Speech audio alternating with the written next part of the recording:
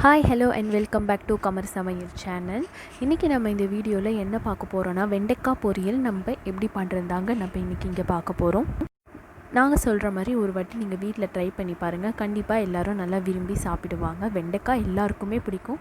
So இந்த மாதிரி நீங்கள் ட்ரை பண்ணி பாருங்கள். இதில் சக்திகள் அதிகமாக இருக்குது. இப்போ தான் நம்ம சேனலை ஃபர்ஸ்ட் டைம் பார்க்குறீங்கன்னா மறக்காமல் நம்ம சேனலுக்கு சப்ஸ்கிரைப் பண்ண மறக்காதீங்க. ஏன்னா நிறைய வியூவர்ஸ் பார்க்குறீங்க, சப்ஸ்கிரைப் பண்ண மறக்கிறீங்க. ஸோ மறக்காமல் நீங்கள் சப்ஸ்கிரைப் பண்ணுங்கள். வெண்டைக்காய் நாங்கள் இங்கே ஒரு 15 வெண்டைக்காய் நாங்கள் இங்கே யூஸ் பண்ணியிருக்கோம். ஒரு வெங்காயம் எடுத்துக்கிட்டு நல்லா கட் பண்ணிக்கோங்க. பச்சை மிளகாய் ஒரு 4 பச்சை மிளகாய் எடுத்துக்கோங்க. சீரகம் 1 ஸ்பூன் அளவு எடுத்துக்கோங்க. மிளகாய் தூள் 1 ஸ்பூன் அளவு எடுத்துக்கோங்க. தேவையான அளவு எண்ணெய்.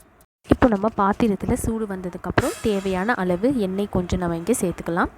இப்போ நம்ம கட் பண்ணி வச்ச ஒரு வெங்காயத்தை நம்ம இங்கே சேர்த்துக்கிட்டு நல்லா மிக்ஸ் பண்ணி விடுங்க. வெங்காயம் நல்லா வதங்கட்டும்.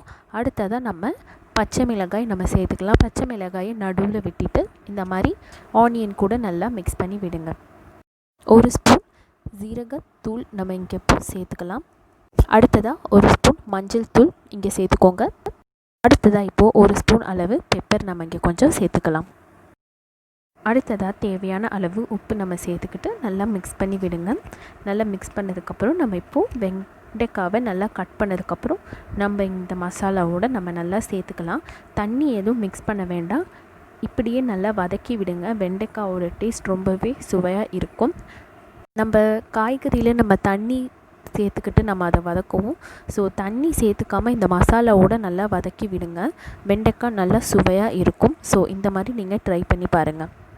வெண்டைக்காயை நல்லா மிக்ஸ் பண்ணியாச்சு. இப்போது ஒரு 10 to 15 மினிட்ஸ் கழித்து பார்த்திங்கன்னா வெண்டைக்காய் நல்லா வதங்கியிருக்கு. அவ்வளோதாங்க, நம்மளோட வெண்டைக்காய் பொரியல் ரெடி ஆகிடுச்சு.